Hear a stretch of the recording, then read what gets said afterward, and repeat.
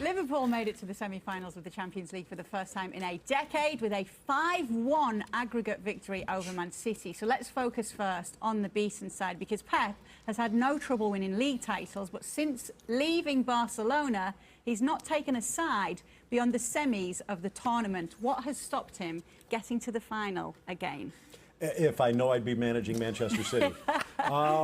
In my mind, it's just his reluctance to change what he thinks works. And it worked at Barcelona because when things start to crack, when the ship starts to sink, they can all come back together at that point as a unified team. They know where they came up through La Masia. They know what to rely on, what to fall back on.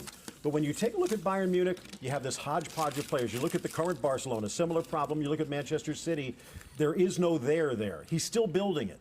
And they're going to spend a lot of money next year to get him one step closer. That's the easy part. That's why it works. But no, it worked. Messi's still there. They're out. It worked when you had Xavi. It worked when you had Iniesta. When you had a younger Busquets. But even to the point of Thiago coming up, you had that core from La Masia.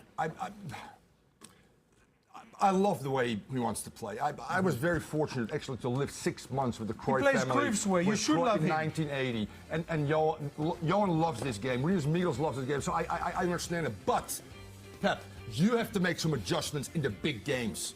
And if you don't do that, he did it finally against Liverpool.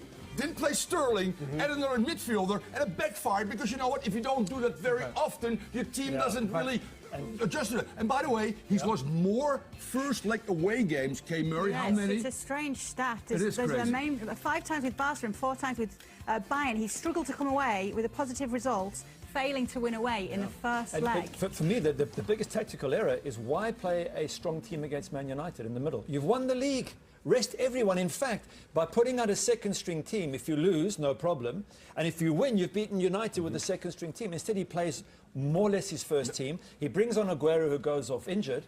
And he's going to win the league the following week. That, for me, was the big error because, as Christian said, Man City go into the match against Liverpool. They're not rested. They've just had a big game against United, and it showed in the second half.